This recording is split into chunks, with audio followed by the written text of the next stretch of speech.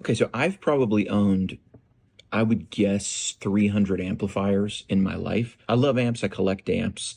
I don't own 300 right now, but I mean, in all the buying and selling I've ever done, um, I've owned everything. I mean, I've owned everything. I haven't had a real Dumble yet, but I've played real Dumbles. I've captured real Dumbles. Obviously, ToneJig is about capturing on Quad Cortex, Tonex, Kemper, Neural Amp Modeler, all that stuff, right? Helix.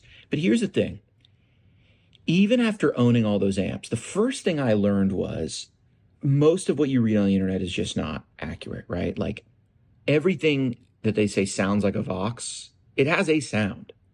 But then you get a real old Vox and you go, well, nothing actually sounds like that. I mean, for better or for worse, it's not like, oh, that Vox sound is the end all be all. I just mean the amount of low end cut in a brilliant amp, in a brilliant, channel on a Vox turned way up, and the growl you get is just pretty unmistakable. You don't get it in a Matchless. You don't get it in a Bad Cat. You're not going to really find it in a Morgan amp. Maybe you will if one of those companies is making a very strictly, Vox clone. But I'm saying in their models, right, that they're like known for, nothing sounds like a Vox. It's a bit like chicken in that way. But one thing that has interested me lately is trying to like make these new things, really trying to come up with something new.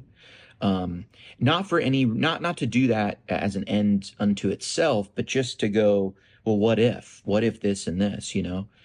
And so I started doing this a while back, and I did it with the AC44. I did it with an amp I called the Monster, or an amp pack I called the Monster, and it was me mixing things. It was me utilizing, preamps that I owned, power amps that I owned, and also effects loops so that I could use parts of amps.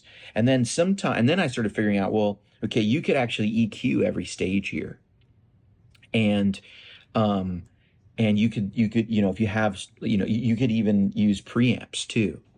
And so this like started doing something. So I started taking a couple amps. And one amp that I just recently took and I just thought made way better was I bought a head that was sold to me as here's a clone of an AC80, the AC80 100 from Vox. And I started going, okay, well, that's cool. Can I put it with something that's going to really beef it up even more? And so I put it with a power section that was 4 EL34s. It only had 2 in there in this actual amp. And then boom, it came to life with this Marshall style power section, right? And so I just went, wow, that's really cool. And it got me arguably what I think is it's my go